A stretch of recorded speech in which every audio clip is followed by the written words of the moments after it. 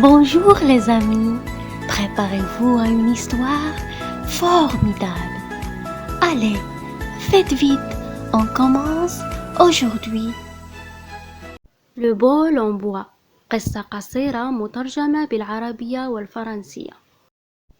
Un vieil homme fragile s'en alla demeurer avec son fils, sa belle-fille et son petit-fils de 4 ans.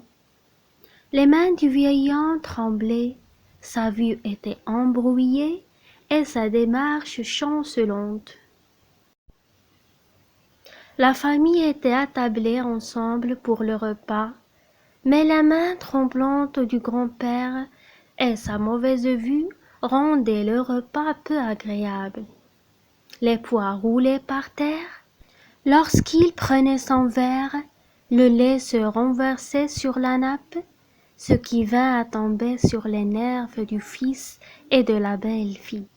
« On doit faire quelque chose avec grand-père, dit le fils. Nous en avons assez du lait renversé, des bruits lorsqu'il mange et de ramasser la nourriture sur le plancher. » Alors le fils et sa femme montèrent une petite table dans le coin. C'est là que grand-père ira manger, pendant que le reste de la famille sera à la grande table. De plus, puisque grand-père a cassé quelques assiettes, dorénavant, il mangera dans un bol en bois. Lorsque la famille regardait dans le coin, quelquefois il pouvait voir une larme sur les joues de grand-père, qui était assis tout seul.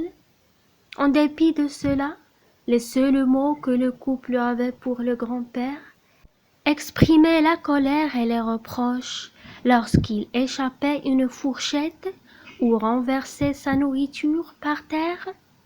Le jeune de 4 ans regardait tout cela en silence.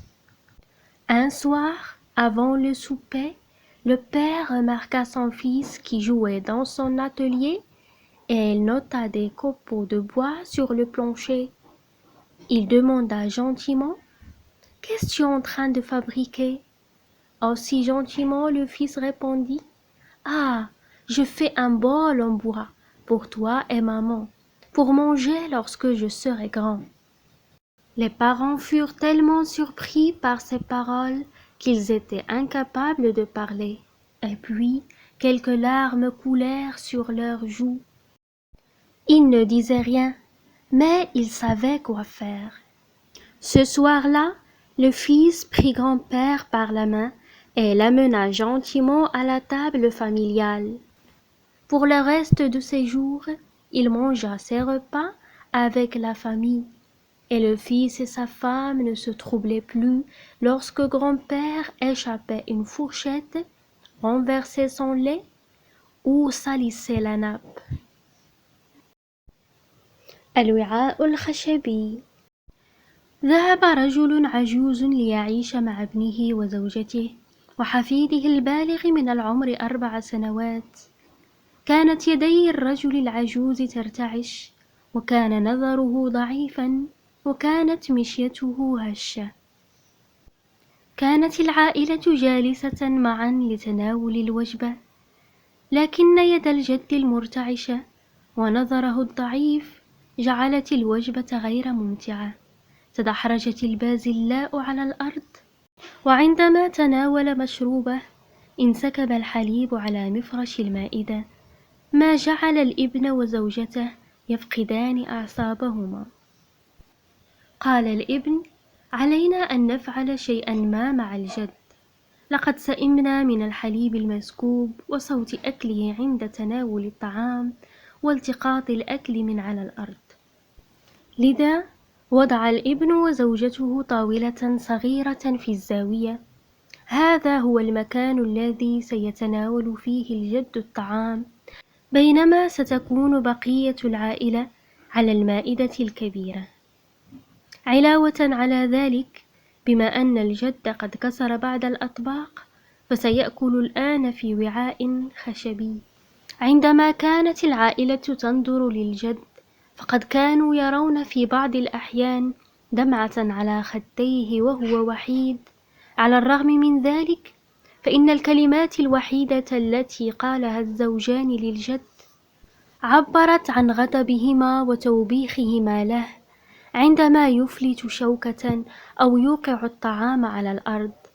راقب الطفل البالغ من العمر 4 سنوات كل هذا في صمت.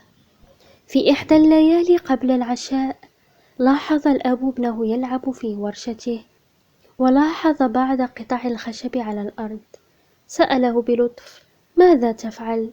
أجاب الابن بلطف: أنا أصنع وعاء خشبيا لك ولأمي لتناول الطعام عندما أكبر.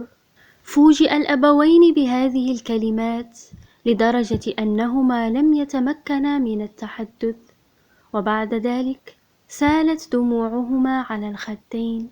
لم يقولا شيئا، لكنهما عرفا ماذا عليهما أن يفعلا. في تلك الليلة أخذ الابن الجد من يده وأحضره بلطف إلى طاولة العائلة، وفيما تبقى من أيام عمره تناول الجد وجبات الطعام مع العائلة، ولم يعد الابن وزوجته يشعران بالضيق عندما يسكت الجد شوكته أو يسكب الحليب أو يلطخ مفرشة المائدة.